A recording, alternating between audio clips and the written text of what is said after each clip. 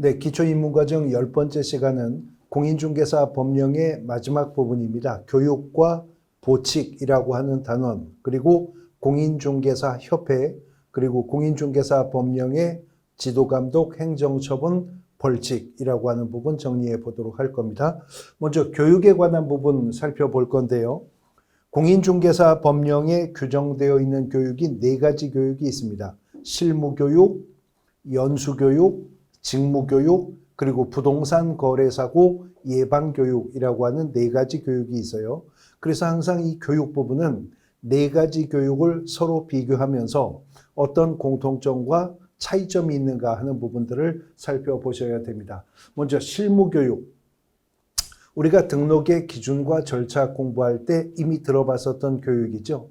실무교육이라고 하는 것은 등록을 신청하고자 하는 자가 등록 신청일 전 1년 이내에 시도지사가 시행하는 교육을 수료했어야 한다. 기억나실 겁니다. 그래서 실무교육은 등록의 기준이 되는 거죠. 법인이 법인인 개업공인중개사가 되고자 할 때에는 그 법인의 임사원 전원이 실무교육을 수료했어야 되는 것인데, 개업공인중개사가 되고자 등록의 기준을 갖추고자 실무교육을 받는 것입니다만, 고용인 중에서 공인중개사 자격이 있기 때문에 업무를 수행할 수 있는 고용인이 있죠. 소속공인중개사입니다. 소속공인중개사는 고용신고일 전 1년 이내에 실무교육 수료했어야 되고요. 법인인 개업공인중개사만큼은 분사무소 가질 수 있잖아요. 분사무소 책임자가 되고자 하는 자도 분사무소 설치신고일 전 1년 이내에 이 실무교육을 수료했어야 됩니다. 실무교육은 예외도 없이 시도지사만 실시권자가 되게 되는 것이고요. 그 다음에 두 번째 직무교육이라고 하는 부분인데, 앞서 실무교육을 받아야 될 고용인은 누구였었죠? 소속공인중개사였었죠. 중개보조원은 공인중개사가 아니기 때문에 단순한 업무만 보조할 수가 있는 자입니다. 그래서 중개보조원을 대상으로 공인중개사법이 만든 교육이 직무교육이고요. 직무교육은 중개보조원을 대상으로 하기 때문에 시도지사뿐만이 아니라 등록관청도 직무교육 실시할 수 있도록 하고 있습니다. 중개보조원이 되는 자는 이 고용신고일 전 1년 이내에 시도지사나 등록관청이 실시하는 직무교육을 수료해야 할 의무가 생기게 된다는 거죠. 세 번째 교육, 연수교육입니다. 앞서서 실무교육의 대상은 개업공인중개사가 되고자 하는 등록신청인 소속공인중개사, 중개법인의 분사무소 책임자였었죠. 그들은 실무교육을 받았다면 정기적으로 연수교육을 또 받아야 되는데, 실무교육 실시권자가 시도지사뿐이었었죠. 연수교육도 실시권자는 시도지사뿐입니다. 그래서 이들은 실무교육을 받고 나서 2년마다 정기적으로, 실무교육은 2년마다 정기적으로 받아야 됩니다. 그래서 시도지사는 연수교육 대상자에게 2년이 되기 2개월 전까지 교육일시, 교육장소, 교육 내용을 통지해 주도록 하고 있는 거고요. 이 2년마다 받아야 할 연수교육 수료 의무를 위반하면 시도지사로부터 500만 원 이하의 과태료 처분을 받을 수가 있게 된다 하는 것이죠. 이미 지금 우리가 3가지 교육을 살펴봤는데, 그 중에서 실무교육과 연수교육은 시도지사만 실시권자였었죠. 중개보조원을 대상으로 한 직무교육은 시도지사와 등록관청이 실시권자가 된다고 했었고요. 그런데 국토교통부 장관은 그들이 실시하는 실무교육, 연수교육, 직무교육에 전국적 균형 유지를 위해서 필요하다면 교육의 지침을 마련해서 시행할 수 있도록 하는 규정도 두고 있다 하는 겁니다. 이제 마지막 교육이 5번에 부동산 거래사고 예방을 위한 교육이라고 하는 것인데, 이 부동산 거래사고 예방 교육은 실시권자가 아주 폭넓습니다. 국토교통부 장관, 시도지사, 등록관청이 부동산 거래사고 예방교육을 실시할 수가 있고요. 교육의 대상도 폭넓습니다. 개업공인중개사 등이 교육의 대상이 됩니다. 우리 공인중개사법 조문 속에서 개업공인중개사 등자가 나오면 이 등 한 글자 속에 소속공인중개사, 중개보조원, 법인의 임원 또는 사원이 모두 포함된다는 사실은 우리가 비밀준수 의무 공부하면서도 살펴본 바와 같고요. 금지행위에서도 살펴본 바와 같았었죠. 이렇게 교육의 대상이 폭넓은데, 그러나 부동산 거래사고 예방교육은 국토부 장관 등이 실시할 수 있는 교육이지 정기적으로 시행할 의무가 있는 교육 아니고요. 개업공인중개사 등이 필요에 의해서 받을 수 있는 교육이지 꼭 정기적으로 수료해야 될 의무가 있는 교육은 아닙니다. 단 국토부 장관 등이 부동산 거래사고 예방교육을 실시할 거라면 교육 시행일 10일 전까지는 교육 일시, 교육 장소, 교육 내용을 교육 대상자에게 통지는 하도록 규정하고 있습니다. 앞서 연수교육 통지가 2년이 되기 2개월 전까지 통지한다고 했었죠. 그래서 이 두 지문이 또 바뀌어서 틀린 지문으로 출제될 수 있기 때문에 유의하셔야 될 부분입니다. 교육에 관한 부분들 정리를 해보셨고요. 그 다음에 공인중개사법 보칙에 있는 내용들 살펴볼 건데, 보칙이라고 하는 말은 보충 규칙이라고 하는 뜻입니다. 우리 공인중개사법 보충 규칙에는 3가지 내용이 규정되어 있는데, 그 첫 번째가 업무 위탁이고요. 두 번째는 신고 포상금 제도, 그리고 마지막으로 행정수수료 납부 규정을 보칙편에서 두고 있습니다. 자, 보칙의 첫 번째 테마가 업무 위탁인데, 국토부 장관, 시도지사 등록관청은 그 소관 업무를 협회나 대통령령이 정하는 기관에 위탁할 수 있도록 하는 근거 규정을 공인중개사법이 두고 있고, 실제 공인중개사 법령에서 위탁할 수 있는 구체적인 업무가 2가지인데, 하나가 교육 업무를 위탁할 수 있고요. 그 다음에 또 하나가 공인중개사 시험 시행 업무를 위탁할 수가 있습니다. 교육은 우리가 방금 전 테마로 봤었죠. 실무교육, 연수교육, 직무교육 이런 교육이 있었었는데, 교육기관은 이 교육 업무를 위탁할 수 있다는 거죠. 이러한 교육 업무를 위탁받을 수 있는 기관 및 단체가 셋 있는데, 첫 번째는 부동산 관련 학과가 개설되어 있는 고등교육법 규정에 의해 설립된 대학이고요. 두 번째는 이제 이어지는 단원에서 우리가 공부할 공인중개사 협회, 그리고 세 번째는 공공기관 운영에 관한 법률상의 공기업 또는 준정부기관이 교육 업무를 위탁받을 수 있습니다. 부동산 관련 학과 개설된 대학, 공인중개사 협회, 공기업 준정부기관이 교육 업무를 위탁받을 수가 있다는 겁니다. 그런데 공인중개사법에 또 하나 위탁될 수 있는 업무가 공인중개사 시험 시행 업무입니다. 그런데 공인중개사 시험 시행 업무는 공인중개사 협회에 위탁될 수도 있고 공기업 준정부기관에 위탁할 수도 있다. 그러면 위탁기관을 비교해 보면 교육 업무는 위탁받을 수가 있는데 공인중개사 시험 시행 업무는 위탁받지 못하는 곳이 하나 나오죠. 대학입니다. 부동산 관련학과 개설된 대학이라면 대학은 본디 교육기관이니까 교육 업무는 그것이 실무교육이든 연수교육이든 직무교육이든 부동산 관련 학과가 개설되어 있다면 대학은 교육 업무는 위탁받을 수가 있어요. 그러나 부동산 관련 학과가 개설되어 있다 하더라도 특정 대학에 공인중개사 시험 시행 업무를 위탁하지는 못한다 하는 거 비교해 두시면 되겠습니다. 교육 업무를 위탁했든 시험 시행 업무를 위탁했든 업무를 위탁했다면 어떤 업무가 어느 기관 또는 단체에 위탁되었는지에는 관보에 고시하도록 공인중개사법이 규정을 하고 있는 거고요. 자, 이제 보칙의 두 번째 테마가 포상금 제도고요. 공인중개사법 보칙단원에서 가장 빈번한 출제 비중을 보이고 있는 부분이 바로 이 포상금 제도입니다. 공인중개사 법령에 많은 의무와 책임이 있죠.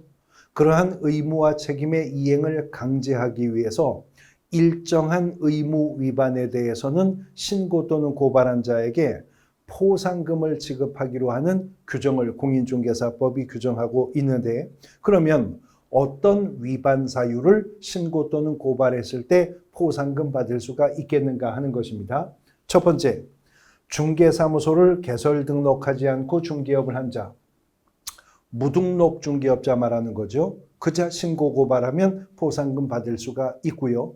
두 번째, 거짓 그 밖에 부정한 방법으로 등록을 한 자, 신고 고발했을 때 포상금 받을 수가 있습니다. 그 다음 세 번째, 등록증이나 공인중개사 자격증, 양도대여 하는 일이 있었다면 양도대여를 한 자나 양도대여를 받은 자를 신고 고발했을 때 포상금 받을 수가 있답니다. 네 번째는 개업 공인중개사가 아닌 자로서 중개대상물에 대해서 표시 광고하는 행위가 있었다면 그 자를 신고 고발했을 때 포상금 받을 수가 있고요. 공인중개사법 33조 1항의 8호와 9호 그리고 33조의 2항의 1, 2, 3, 4, 5호 7가지를 우리가 묶어서 금지행위 중에서도 부동산 거래질서 교란행위라고 불렀었잖아요. 이런 부동산 거래질서 교란행위를 한 개업공인중개사나 교란행위자를 신고 또는 고발했을 때 포상금 지급받을 수가 있답니다. 이런 위반 행위가 있음을 신고 또는 고발을 할 때에는요, 등록관청이나 수사기관이나 부동산 거래질서 교란행위 신고센터에 신고하거나 고발할 수 있는데, 신고나 고발은 그런 위반 행위가 행정기관에 의해서 발각되기 전 신고 또는 고발이 있어야 된다는 것이죠. 그러니까 뒷북침은 안 준다 그 말입니다. 발각되기 전에 신고 고발이 있어야 되고요. 헛짚어도 안 줍니다. 그래서 신고 고발한 사건에 대해서 담당 검사가 공소 제기를 했거나 최소한 기소유예 처분을 내렸을 때 그러한 수사기관의 처분 내용을 조회한 등록관청은 포상금 지급 결정을 내리게 되는데, 포상금 지급이 결정이 되면 지급 결정일로부터 1개월 이내에 포상금을 지급합니다. 포상금은 건당 50만 원을 지급해요. 누가? 등록관청이 지급합니다. 그렇다면 그 50만 원의 재원은 시군구, 지방자치단체 예산 편성을 통해서 재원이 확보되어야 하겠죠. 그런데 시군구마다 재정 자립도에 현격한 차이가 있을 수도 있기 때문에 포상금 중에 일부는 국고가 보조할 수 있도록 하고 있는데요. 공인중개사법에서 국고 보조 비율은 100분의 50 이내입니다. 자, 포상금은 50만 원을 지급을 합니다. 확정 금액입니다. 근데 그 중에 50% 범위 내에서 국고가 보조할 수 있다라고 했으니까 가액으로는 25만 원까지는 국고가 보조할 수 있도록 하고 있다라고 하는 것이죠. 구체적인 포상금 지급의 절차, 조건을 보셨으니까 지급의 절차에 대해서 보는데, 포상금을 지급받고자 하는 자는 포상금 지급 신청서를 등록관청에 제출해야 됩니다. 포상금은 등록관청이 주는 것이니까요. 앞서서 위반 사유가 있음을 신고 또는 고발하는 행위는요, 등록관청에 가서 신고할 수도 있고 수사기관에 가서 고발할 수도 있고 부동산 거래질서 교란행위 신고센터에 가서 신고할 수도 있었죠. 신고 또는 고발은. 그러나 포상금 지급 신청서는 등록관청에 제출을 하는 겁니다. 그러면 등록관청은 사건에 관한 수사기관의 처분 내용을 조회합니다. 그리고 처분 내용이 어떻게 되었음을 확인했을 때 검사가 공소 제기했거나 아니면 기소유예 처분 내렸음을 확인했어야 등록관청이 포상금 지급을 결정할 수 있겠죠. 포상금 지급이 결정이 되면 결정일로부터 1개월입니다.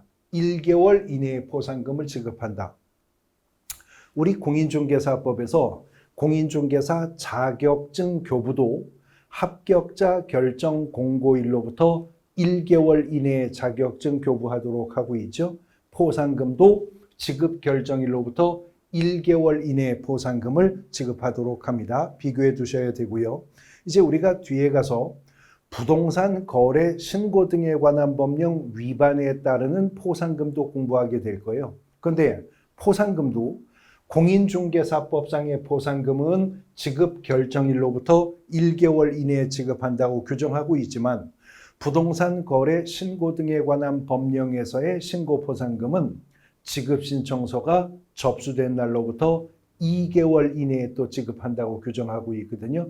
이런 유사 지문들이 서로 뒤바뀌어서 각각 틀린 지문을 구성할 수 있기 때문에 또 유의해 두셔야 되겠습니다. 자, 그런데 포상금은 언제나 50만 원이 확정 지급되는 겁니다. 국고보조 비율은 50% 범위 내에서 보조되어도 지급되는 금액은 50만 원을 지급한다는 거예요. 근데 그 50만 원을 누굴 주느냐?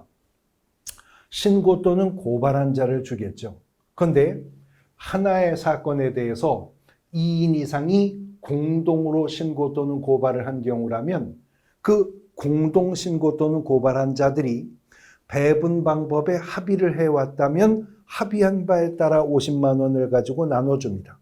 그런데 2인 이상이 공동 신고하면서 배분 방법에 합의가 없었다면 그때는 포상금은 균등하게 배분하여서 지급을 하게 된다는 것이죠.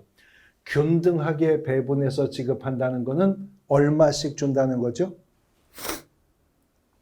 25만 원이라고 답하시면 틀린 겁니다.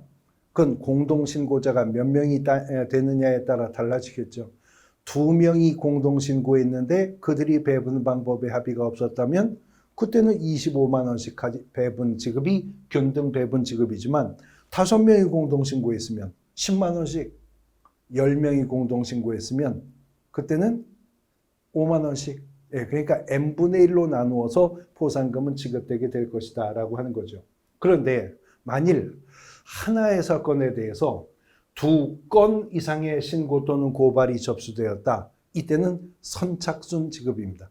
먼저 최초로 신고 또는 고발한 자에게 포상금을 지급하도록 규정하고 있다는 것이죠. 그러니까 출제위원이 이제 이 부분에서 틀린 지문을 만들 때는 슬쩍 지문을 바꾸겠죠. 이런 식입니다. 하나의 사건에 대해서 2건 이상의 신고 또는 고발이 접수된 경우에는 배분 방법에 합의가 없는 한 균등하게 배분하여 지급한다. 이런 식으로 거짓말을 하거든요. 그러니까 2인 이상이 공동신고 고발한 것을 말하고 있는 것인지 2건 이상의 신고 고발이 접수된 것을 말하고 있는지 특히 유의하면서 지문 분석하셔야 될 부분이겠습니다. 포상금에 관한 부분 살펴보셨고요. 이제 보충규칙, 보칙의 마지막 테마가 행정수수료입니다. 공인중개사 법령이 해당 지방자치단체 조례가 정하는 수수료를 납부해야 되는 경우를 6가지 규정을 두고 있어요. 공인중개사 자격시험에 응시할 때 응시수수료 내야 되고요. 자격증 재교부 신청할 때 수수료 내야 됩니다. 중개사무소 개설 등록 신청할 때 등록 신청 수수료 내야 되고 등록증 재교부를 신청하고자 하는 자 수수료 내야 됩니다. 법인인 개업 공인중개사만큼은 분사무소 가질 수 있었죠. 분사무소 설치 신고할 때 수수료 내야 되고요. 그 분사무소 설치 신고 확인서를 재교부 신청할 때도 수수료 내야 됩니다. 6가지 행정수수료 내야 되는 경우가 있는데 가락이 있어서요. 흐름이 있어서 암기하기가 쉽습니다. 공인중개사 시험에 응시할 때 그 자격증 재교부 신청할 때, 등록 신청할 때 그 등록증 재교부 신청할 때, 분사무소 설치 신고할 때 설치 신고 확인서 재교부 신청할 때 행정수수료 납부한답니다. 이때 납부하는 행정수수료는 가액을 공인중개사법이 확정한 게 아니고 해당 지방자치단체 조례가 정하는 수수료를 납부하도록 하고 있거든요. 근데 한 가지 예외가요. 공인중개사 시험에 응시할 때 응시수수료 내는 거죠. 근데 시험이 어떻게 시행되느냐에 따라서 응시수수료 결정 방법은 3가지로 달라질 수가 있어요. 첫 번째, 공인중개사 시험이 원칙 규정에 따라서 시도지사가 시행한다면 그때는 말 그대로 지자체 조례가 정하는, 구체적으로 말하면 시도조례가 정하는 수수료 내면 됩니다. 근데 공인중개사 시험은 시험의 수준의 균형 유지를 위해서 필요하다면 국토교통부 장관이 시행할 수도 있음을 배우셨죠.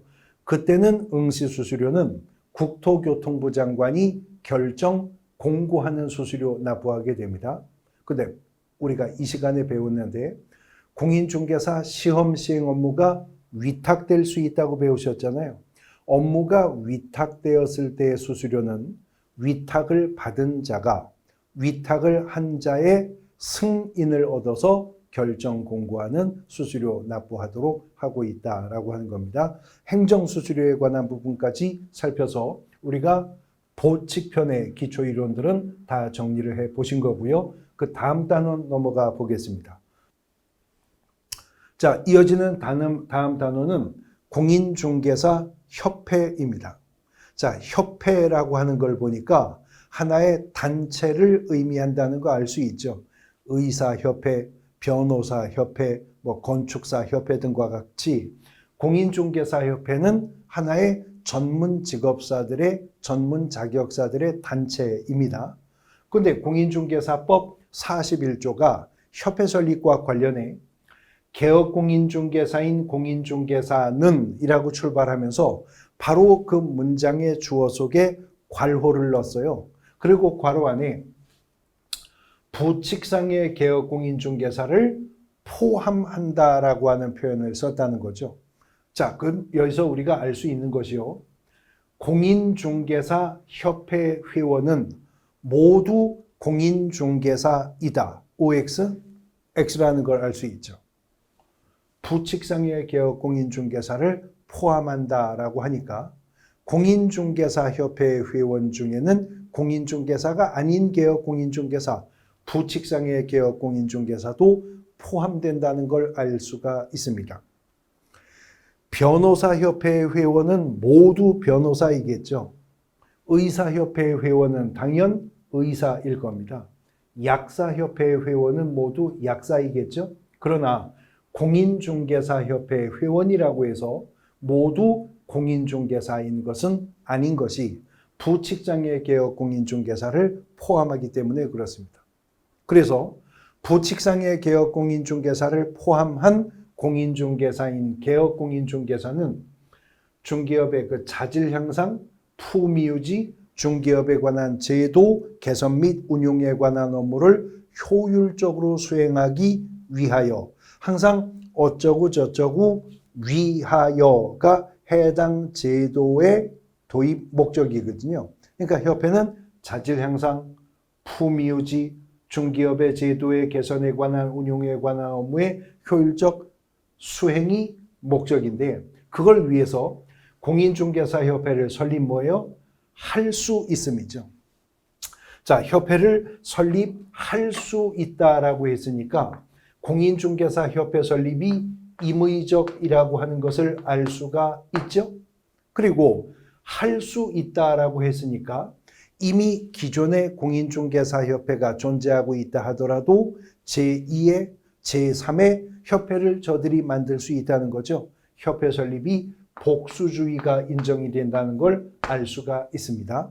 그 다음 중개사무소 개설 등록을 하여 개업공인중개사가 되었다면 협회 회원이 될 수 있죠. 그러나 되어야 하는 건 또 아닙니다. 그러니까 개업공인중개사의 협회 가입 여부는 자유라는 거죠.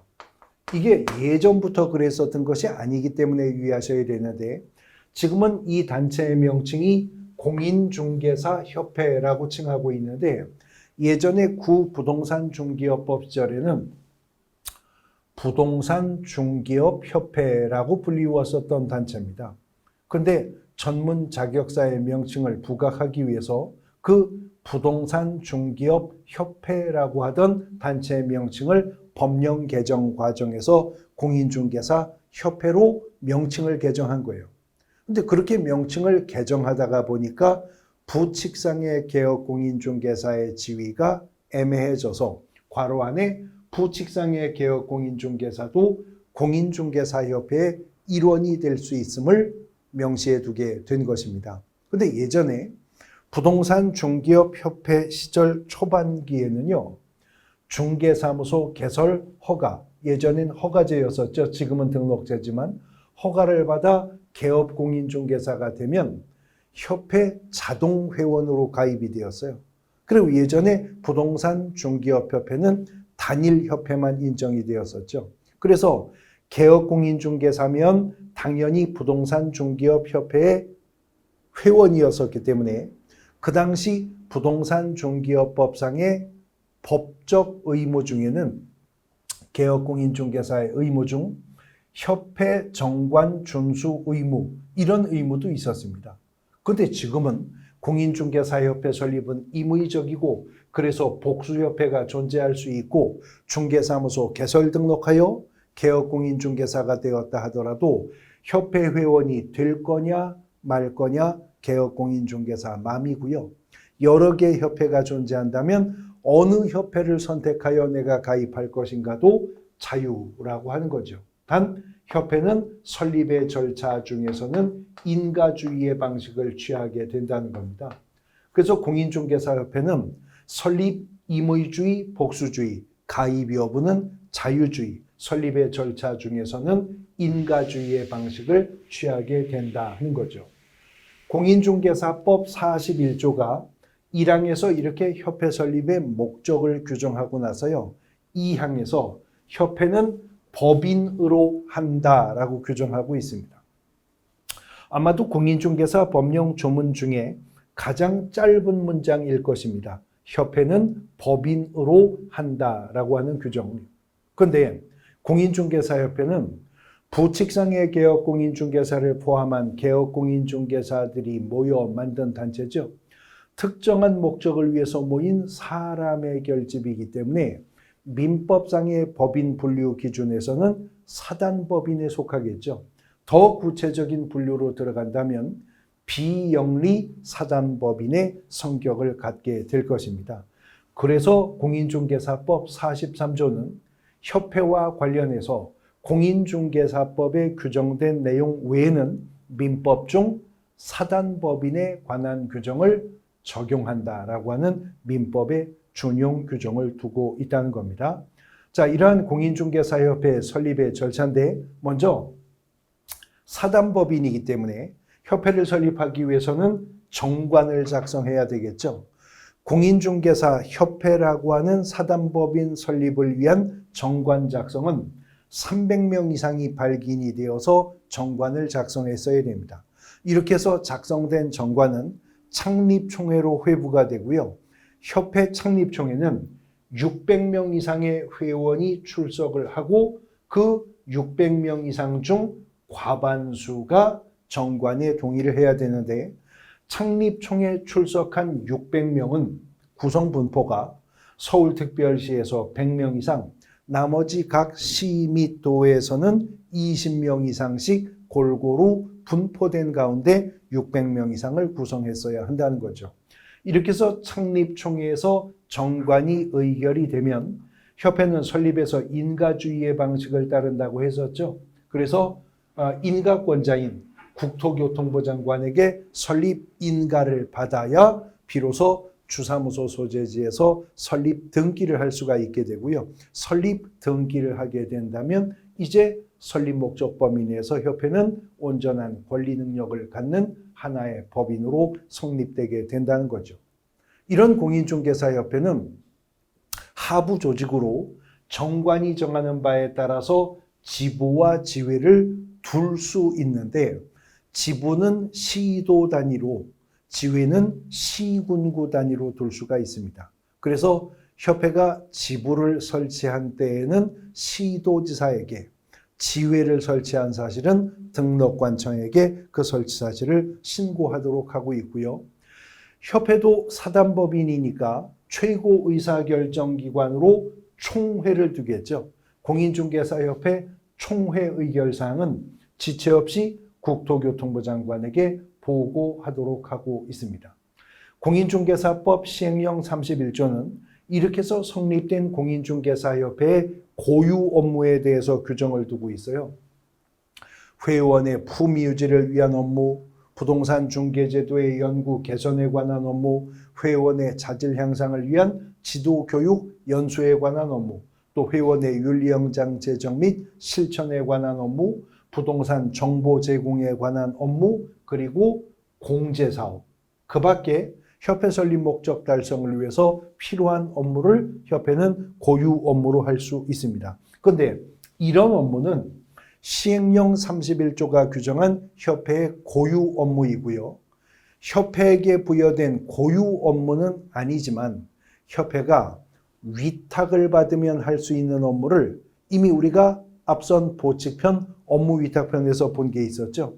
협회가 위탁을 받는다면 교육 업무, 실무교육, 직무교육, 연수교육 업무 위탁받을 수 있고 또 협회가 위탁을 받는다면 공인중개사 시험 시행 업무를 위탁받을 수도 있다는 겁니다.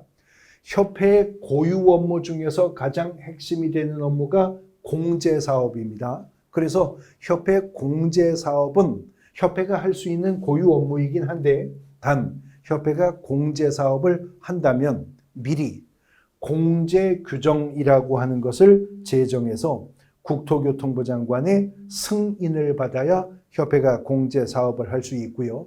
공인중개사 법령은 협회 공제사업의 범위, 공제규정으로 정해야 될 구체적인 내용 등을 세부적 규정으로 두고 있고 협회가 공제사업을 한다면 운용실적도 공시해야 됩니다. 매 회계연도 종료 후 3개월 이내에 일간신문 또는 협회부에 공시하고 협회 인터넷 홈페이지에 게시를 해야 되는데 이러한 운용실적 공시 의무를 위반해도 500만 원 이하의 과태료 처분의 대상이 됩니다. 공인중개사협회가 공제사업을 한다면 미리 공제규정을 제정해서 국토부 장관의 승인을 얻어야만 공제사업을 할 수가 있다고 했었죠. 그리고 공제규정으로 정해야 될 구체적 내용까지도 공인중개사 법령이 정하고 있다고 했는데 협회가 공제규정을 제정해서 승인받아 공제사업을 한다면 공제사업 운용실적을 공시해야 될 뿐만 아니라 협회가 공제사업 운영위원회를 두도록 하고 있습니다. 그래서 공제사업에 관한 사항을 심의하고 의결하고 업무집행 감독을 위해서 협회에 공제사업 운영위원회를 두는데 우리가 저 앞에서 공인중개사 정책심의위원회라고 하는 걸 또 본 적이 있었죠. 그래서 항상 그 위원회와 이 위원회는 어떤 공통점과 차이점이 있는지를 비교하면서 앞으로 학습해 나가셔야 됩니다. 공인중개사협회 공제사업운영위원회는 19명 이내의 위원으로 위원이 구성이 되는데 위원의 임기는 2년으로 하되 1회에 한해서 연임할 수 있도록 하고 있고요. 19명 이내 위원 중에는 위원장 1명뿐만 아니라 여기는 부위원장 제도가 있어요. 그래서 여기는 위원장이 부득이한 사유로 직무를 수행할 수 없는 때에는 부위원장이 직무를 대행하도록 규정하고 있는 겁니다. 공제사업운영위원회와는 달리 공인중개사 정책심의위원회는 위원장 1인을 포함하여 세븐일레븐이었죠. 7명 이상 11명 이내의 위원으로 구성하는데 공인중개사 정책심의위원회는 부위원장 제도가 없었잖아요. 그래서 공인중개사 정책심의위원회 위원장이 부득이한 사유로 직무를 수행할 수 없을 때에는 위원장이 미리 지명한 위원이 직무를 대행한다고 했었던 겁니다. 근데 여기는 부위원장 제도가 있으니까 부위원장이 직무 대행하도록 하고 있는 거죠. 이런 지문들 뒤바뀌어서 틀린 지문으로 출제가 된다는 겁니다. 운용의 요건은 공인중개사 정책심의위원회든 공제사업 운영위원회든 같습니다. 재적위원 과반수가 출석해서 개의가 되고요. 출석위원 과반수가 찬성한 안건이 의결되게 된다. 운용의 요건은 동일하게 적용된다 하는 걸 알 수 있죠.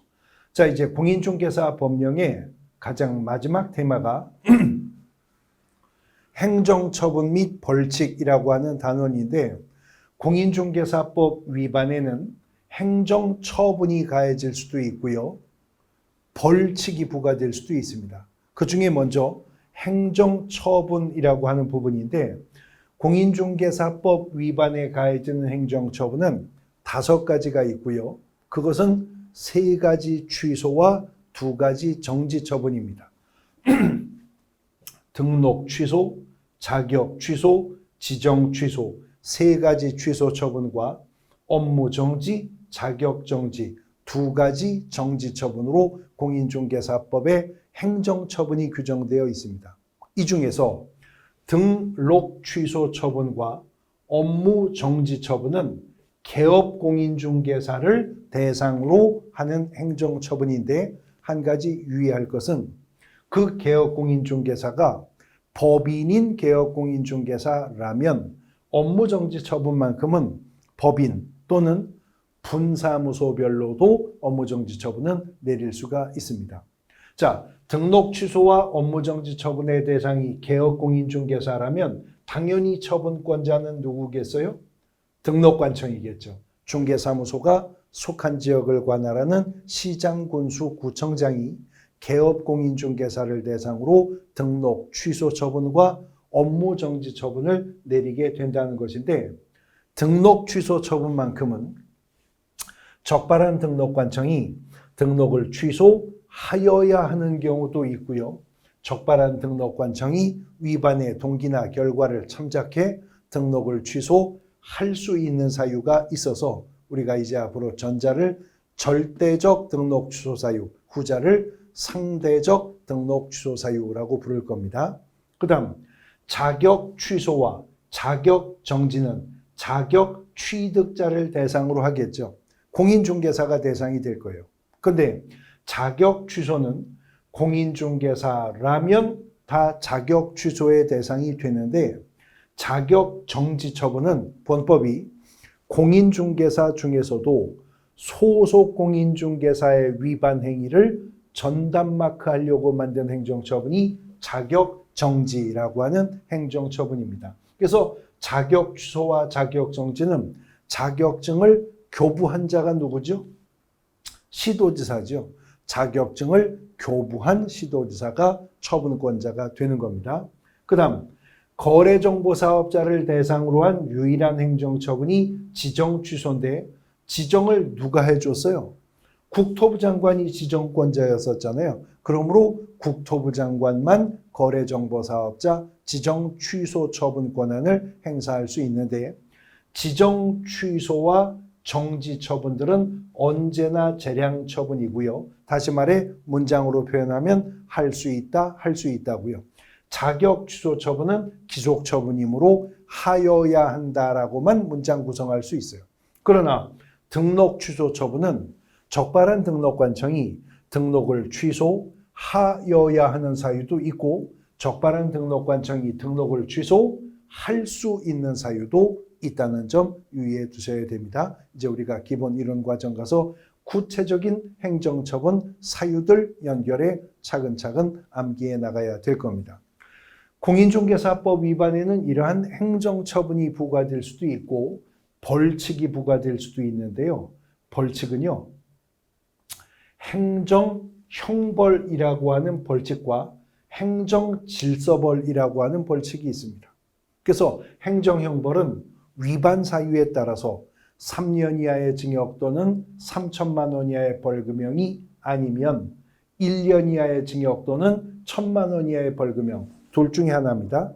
행정형벌은 3년 3천 아니면 1년 1천. 또 하나의 벌칙이 과태료 처분인데 공인중개사법상 과태료 처분은 500만 원 이하의 과태료 처분과 100만 원 이하의 과태료 처분으로 구분되어서 벌칙은 4가지가 되죠. 행정형벌 2가지, 행정질서벌 2가지, 4가지 종류의 벌칙이 있습니다. 공인중개사법은 이러한 공인중개사법 위반 행위에 가하는 행정상 제재와 관련해서 제재 처분 효과에 승계 규정을 두고 있는데 그 근거가 개업공인중개사가 폐업 신고 후 다시 중개사무소 개설 등록을 한 때 우리가 이 자를 앞으로 재등록 개업공인중개사라고 부를 거거든요. 그래서 재등록 개업공인중개사는 폐업 신고 전에 개업공인중개사의 지위를 승계하도록 하는 규정을 둡니다. 그러므로 재등록 개업공인중개사는 폐업 전에 한 위반 행위로 인해서 등록 취소 처분을 받거나 폐업 전 위반 행위로 인해 업무 정지 처분을 받을 수 있도록 하는 근거 규정을 마련하고 폐업 기간에 따라 그 예외를 인정하는 규정을 두고 있고요.